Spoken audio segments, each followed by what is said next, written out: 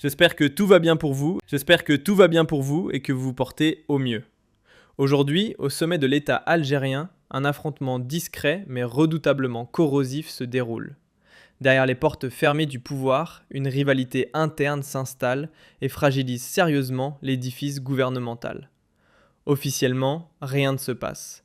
Officieusement, c'est une véritable bataille d'influence qui se joue. Ce conflit reste presque invisible parce qu'il se déroule loin des regards, dans les couloirs feutrés du sérail algérien. Personne n'en parle ouvertement, personne n'ose vraiment l'évoquer.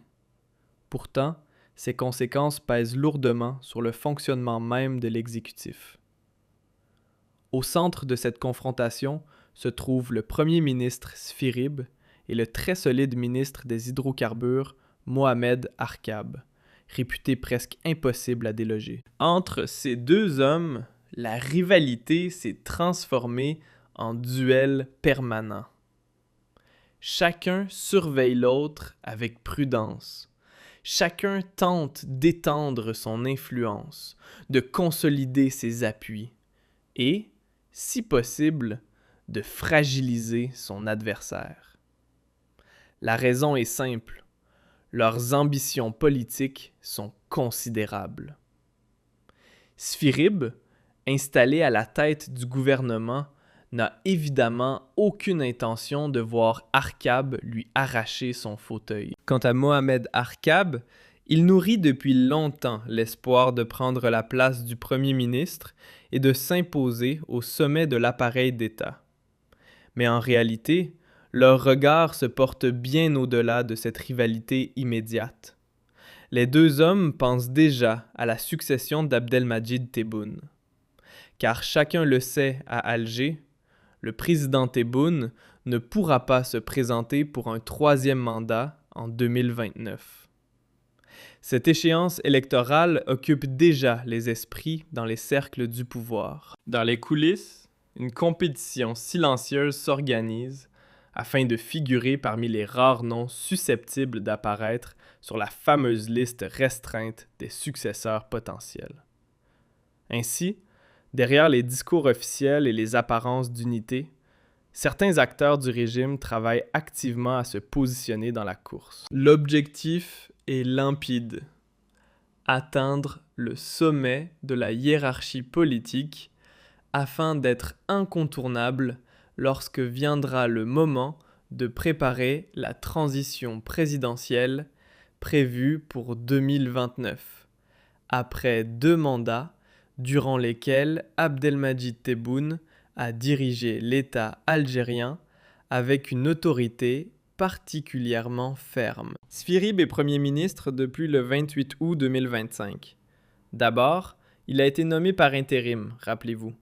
Ensuite, il a été confirmé dans ses fonctions de Premier ministre le 14 septembre 2025 par le palais présidentiel d'El Mouradia. Il avait remplacé, rappelez-vous, Nadbaoui, qui a été limogé dans des circonstances assez particulières, sur lesquelles nous n'allons pas revenir puisqu'il ne s'agit pas du sujet.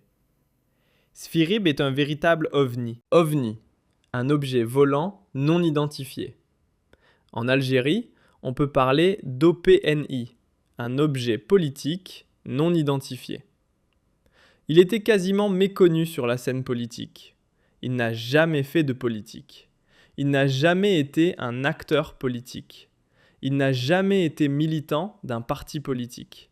Il n'a jamais fait de politique dans sa vie. C'est un simple technocrate, un cadre de l'État, qui, peut-être lui-même, n'aurait jamais pu imaginer, n'aurait jamais espéré ou ne se serait jamais attendu à ce qu'il devienne un jour ministre, voire Premier ministre, c'est-à-dire parmi les 3 personnages les plus puissants de l'État.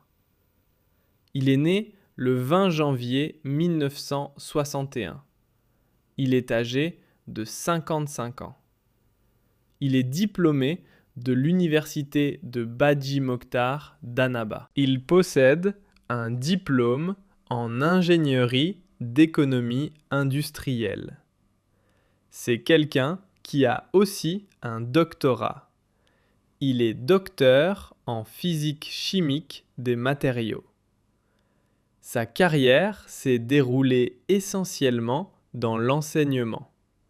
D'abord, il a été directeur général dans plusieurs structures de l'enseignement et au service des entreprises publiques. En fait, il a exercé dans deux domaines, l'enseignement et surtout celui de cadre supérieur au sein des entreprises publiques. Ainsi, il a été directeur général de plusieurs complexes industriels et de sociétés nationales, notamment Siderimta. Il était directeur général de l'Union industrielle, qui a été rattaché au ministère de l'Industrie. Il était également directeur général du Centre de formation pour l'industrie du ciment, qui est la filiale du groupe industriel des ciments d'Algérie, le groupe JICA, dont nous allons beaucoup parler aujourd'hui parce qu'il est actuellement le théâtre de cette bataille qui oppose Mohamed Arkab à Sphirib.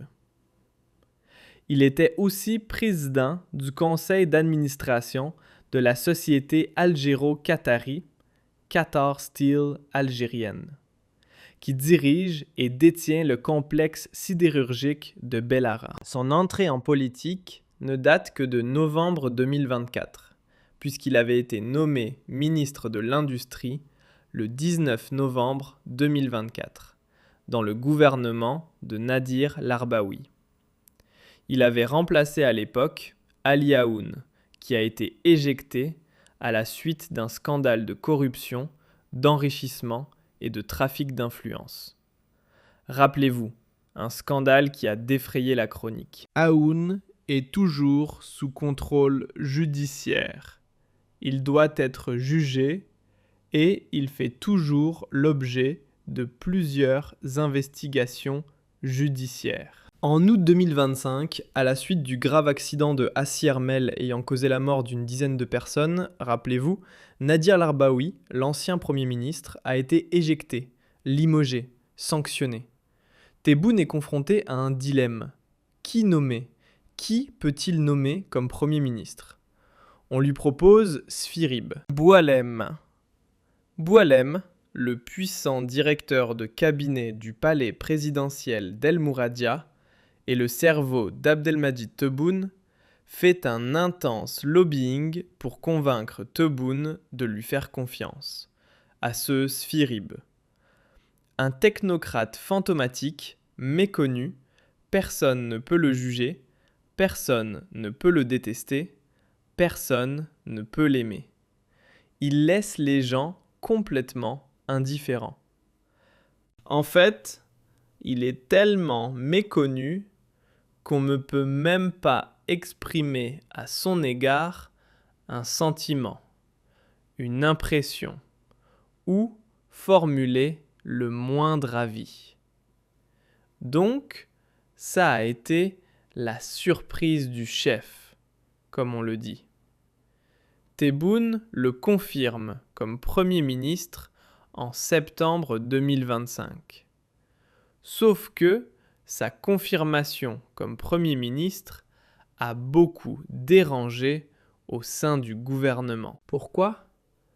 Parce que avant lui, il y avait d'autres hommes qui étaient beaucoup mieux positionnés, d'autres poids lourds qui espéraient obtenir le poste bien avant Sphirib. Parmi eux, Mohamed Arkab, le fameux Mohamed Arkab dont nous avons déjà parlé auparavant, le ministre le plus puissant de l'ère Tebboune, puisque c'est un véritable indéboulonnable. On l'appelle le sorcier, parce qu'il est maintenu au pouvoir, et, visiblement, malgré son bilan catastrophique, malgré ses mauvaises performances à la tête du ministère de l'Énergie, et malgré sa méconnaissance totale des enjeux du secteur pétrolier et gazier, il est resté le ministre qui a battu tous les records de longévité, avec Abdelmadjid Tebboune. C'est le seul ministre qui est resté au pouvoir et qui n'a jamais été limogé par Abdelmadjid Tebboune. Je rappelle que Mohamed Arkab est ministre depuis 2019. Ministre de l'Énergie en 2019-2021, ministre de l'Énergie entre 2021 et 2024.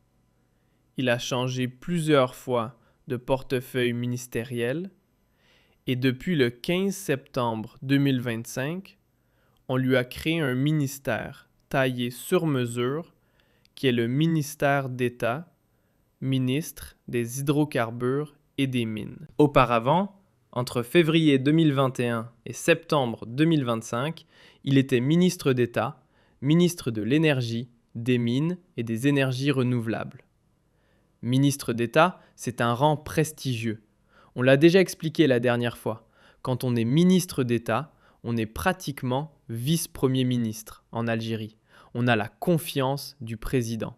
Cela veut dire qu'on est l'un des hommes les plus forts du chef de l'État. Mohamed Arkab, avant la nomination de Sfirib, pensait lui-même, il avait nourri la légitimité de devenir Premier ministre, étant donné qu'il était déjà ministre d'État, qui est un titre, je le rappelle encore une fois, honorifique, qui marque l'importance d'un ministre. Donc, dans la pratique, le ministre d'État, c'est une fonction qui est donnée à des personnalités politiques importantes pour leur poids. Généralement, dans les pays démocratiques, dans les pays structurés, dans les pays développés, les ministres d'État, ce sont des ministres. Ce sont des personnalités politiques qui dirigent des partis politiques importants, qui dirigent des partis, des formations, des mouvements politiques qui ont une certaine influence ou une grande notoriété, ou vraiment un parcours impressionnant sur la scène politique nationale. Ce n'est pas le cas de Mohamed Arkab, parce que Mohamed Arkab est un technocrate lui aussi. Il était, je le rappelle, à la tête de Sonelgaz. Je vous le rappelle, il a fait toute sa carrière, de 2006 à 2019, il était à Sonelgaz, puisqu'il était auparavant président-directeur général de Sonelgaz, la société nationale publique de production et de commercialisation d'électricité et du gaz de ville. Il était auparavant président-directeur général d'une filiale importante de Sonelgaz de 2010 à 2017. Et auparavant président-directeur général d'une autre filiale importante de gaz qui est Karakib de 2006 à 2010.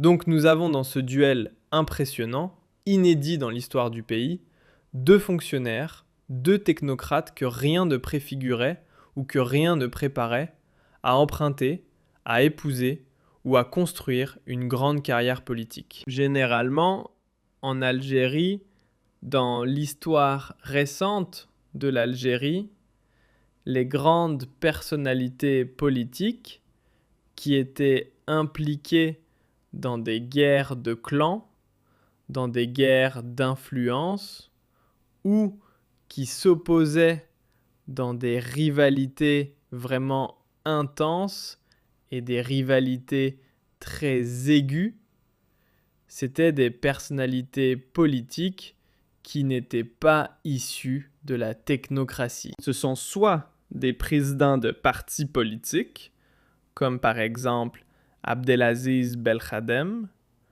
comme par exemple Ahmed Ouyahia, qui était un technocrate, mais qui était aussi l'un des fondateurs et leader du RND, grand parti politique, que ce soit Sellal, qui était un peu technocrate, mais qui avait une grande carrière politique, ou encore Abdelmajid Tebboune, technocrate lui aussi, mais qui a été longtemps au sein du FLN. De tout temps, en Algérie, ce sont les politiques, c'est-à-dire les personnalités qui ont siégé dans des partis politiques comme le RND ou le FLN, un peu moins le MSP, le parti islamiste, l'ancien parti de Nana, le parti qui a été fondé par le défunt Mahfoud Nana, sans oublier Louisa Hanoun du Parti des Travailleurs. Généralement, les personnalités politiques en Algérie sont d'abord des politiciens de métier et de formation.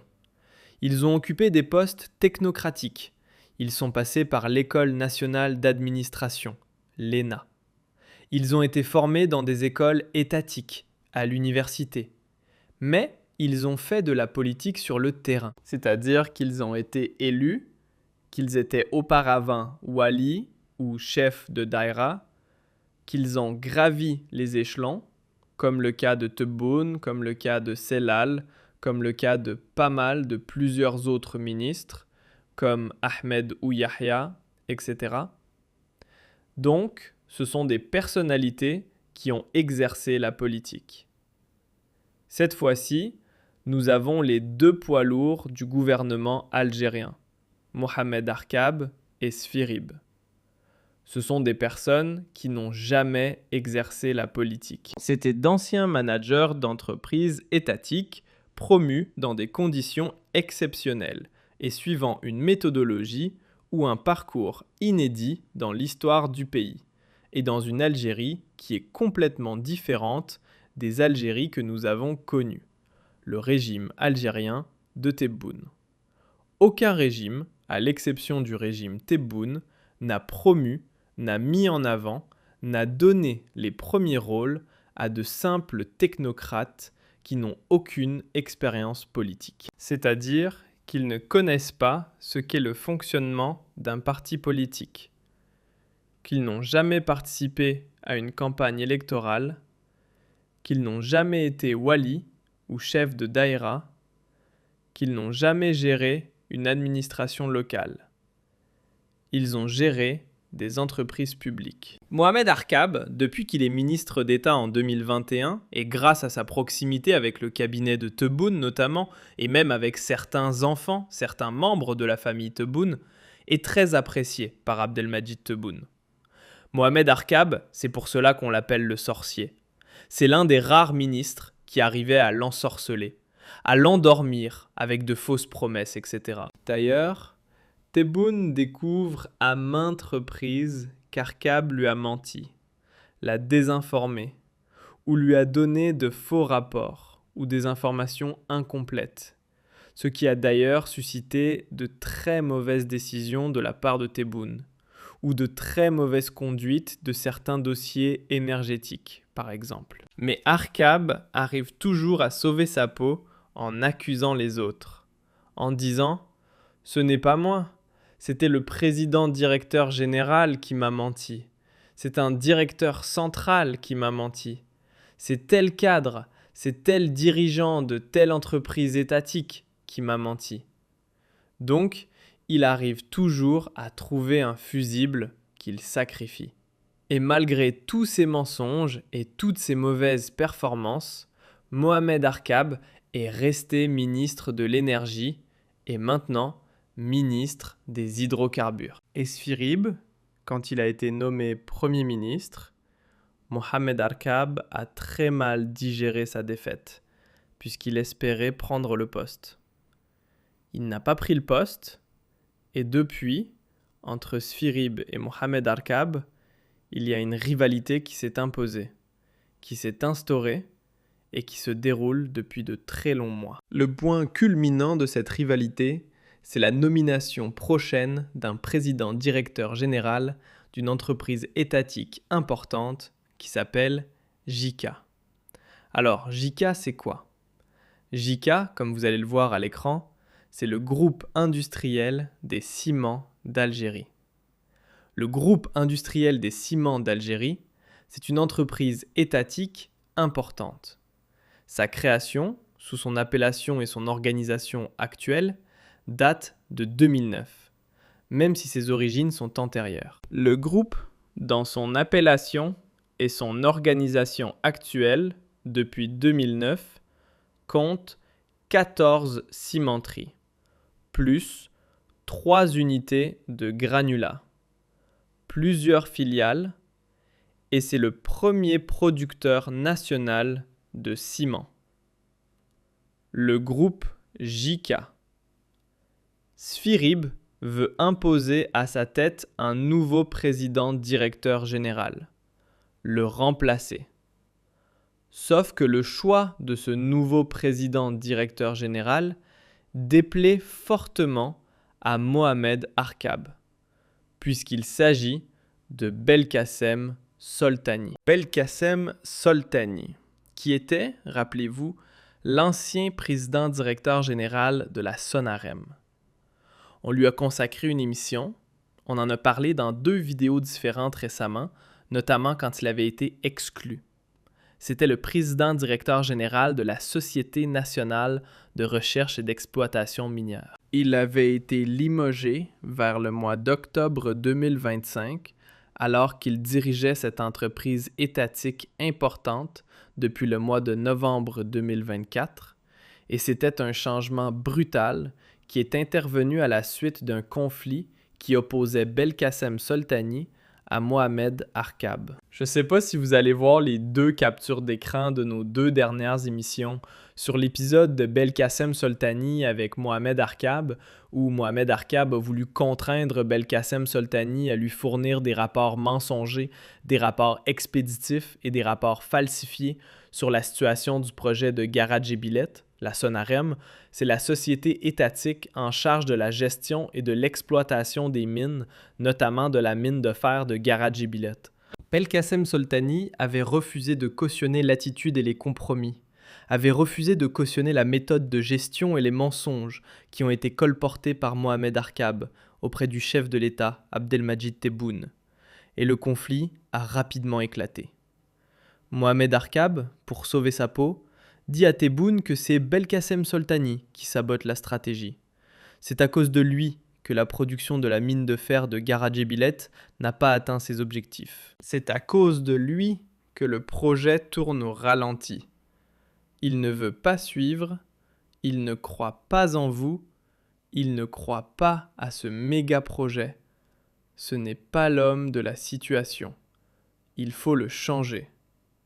Et comme Mohamed Arkab est un sorcier très brillant, il a réussi à convaincre Tebboune de se retourner contre Belkacem Soltani, qui avait donc été relevé de ses fonctions, qui avait été remplacé. Sauf que Belkacem Soltani est un ami de Sfirib, et Sfirib aujourd'hui veut le récupérer, veut le réhabiliter, pour le mettre à la place de l'actuel président directeur général du groupe JK. Il veut le nommer à la tête du groupe JK. Sauf que c'est un choix problématique. Pourquoi ? Parce que si Belkacem Soltani est réhabilité, ce serait un énorme discrédit pour Mohamed Arkab. Comment peut-on réhabiliter un président directeur général dont on avait accusé qu'il était défaillant et qu'il avait failli à sa mission lorsqu'il a dirigé la Sonarem, et qu'il était l'une des raisons de l'échec, des retards et du ralentissement du méga projet de Garadjibilet. Et plus tard, on va le voir, quelques mois plus tard, quelques semaines plus tard. On est au mois de mars. Si sa nomination intervient d'ici après le Ramadan, entre la fin du mois de mars et le début du mois d'avril, donc quelques semaines plus tard, on va le voir à la tête d'un groupe important qui est le groupe JK. Pour Mohamed Arkab, il n'en est pas question que cette décision passe. Elle est tout simplement inacceptable et il n'accepterait pas que le discrédit soit jeté sur lui. Donc Mohamed Arkab lance une opération de lobbying pour saboter cette idée.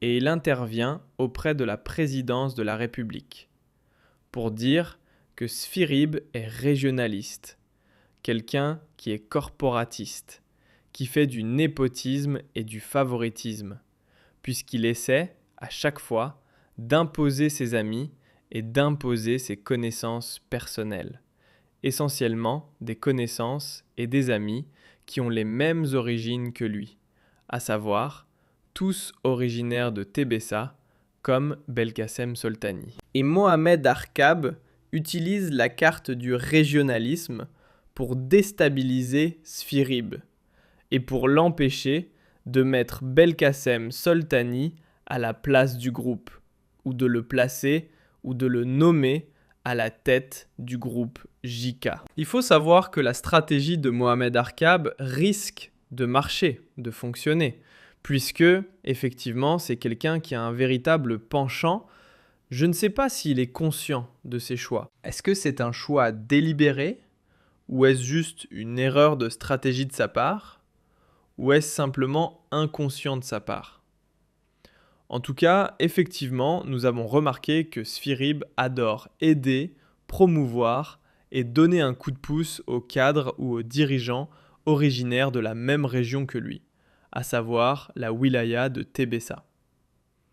La preuve, l'actuel ministre de l'Industrie qui s'appelle Yahya Bachir. Monsieur Yahya Bachir, vous allez le voir sur les photos, Yahya Bachir, qui a remplacé Sphirib à la tête du ministère de l'Industrie. Vous allez le voir, Yahya Bachir, c'est l'homme qui est en train de serrer la main. Voilà, c'est l'homme qui est en train de serrer la main à Monsieur Sphirib à la tête du ministère de l'Industrie. Yahya Bachir, il est lui-même un ancien cadre dirigeant du groupe JICA. Il était le président-directeur général du groupe industriel des ciments d'Algérie, plusieurs années avant d'être nommé à la tête du ministère de l'Industrie, le 14 septembre 2025, et ensuite, il avait été confirmé dans son poste le 16 septembre 2025. Et c'est Sphirib qui a parrainé et qui est intervenu auprès de la présidence de la République pour défendre la nomination de Yahya Bachir à la tête du ministère de l'Industrie. Donc, déjà, dès qu'il a commencé ses fonctions de Premier ministre, il commence à installer ses amis qui lui sont très fidèles et loyaux. Il commence à installer, entre guillemets, son clan. Il veut poursuivre sur la même lancée. Puis jusqu'à la fin de l'année 2025, un premier conflit a éclaté entre Sphirib et Mohamed Arkab quand Sphirib a voulu imposer un président-directeur général à la tête de Sonatrach.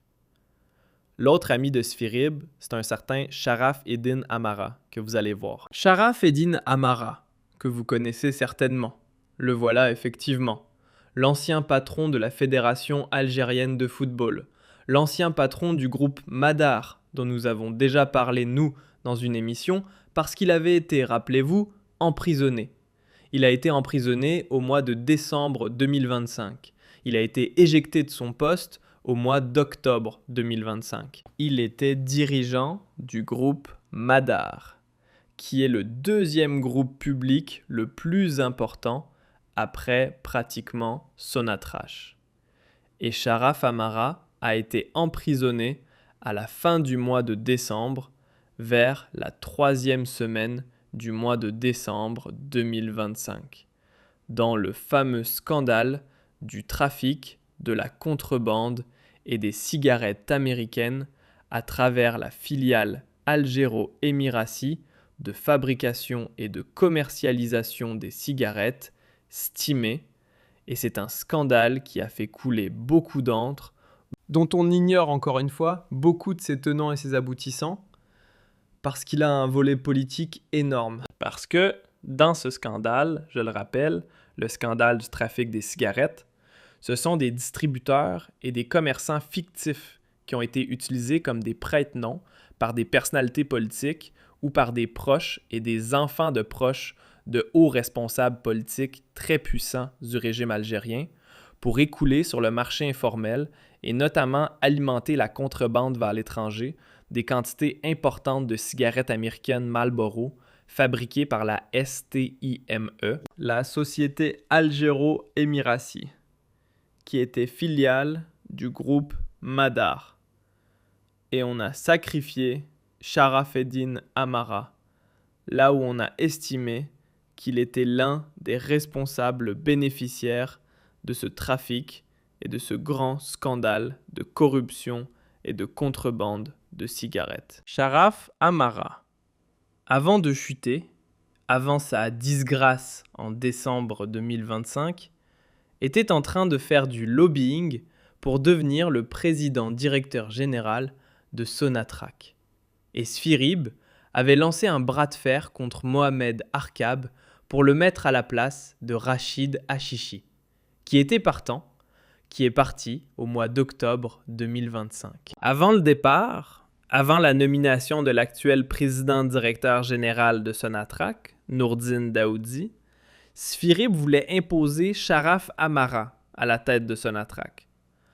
Il y avait un bras de fer assez violent et brutal qui avait opposé Mohamed Arkab à Sphirib, et Mohamed Arkab a fini par gagner puisqu'il a empêché Sphirib de défendre, de promouvoir ou de placer son ami Sharaf Amara à la tête de Sonatrach. Amara n'a pas eu ce poste. Non seulement il a tout perdu, il a perdu son poste à la tête de Madar. Ensuite, il a été impliqué et inculpé dans un grave scandale, celui de la contrebande et du trafic des cigarettes américaines. Et par la suite, il a été emprisonné et Sphirib a perdu l'un de ses amis et l'un de ses alliés les plus importants. Pour le moment, le match Sphirib-Mohamed Arkab, on peut dire que c'est un match nul. Sauf que la guéguerre autour du poste, de la nomination du président-directeur général de JICA, elle va, je pense, déterminer définitivement celui qui sera le gagnant officiel et le vainqueur de ce duel. Si Sphirib réussit à imposer Belkacem Soltani à la tête de JICA, Mohamed Arkab sera affaibli. Et cela signifie que Mohamed Arkab est discrédité, n'est plus dans les bonnes grâces de la présidence de la République, et qu'il pourrait quitter prochainement son poste lui-même, alors que lui-même nourrissait de grandes ambitions politiques. Lui-même qui rêvait de devenir Premier ministre, et pourquoi pas de se positionner sur l'échiquier politique algérien comme l'un des prétendants à la succession d'Abdelmadjid.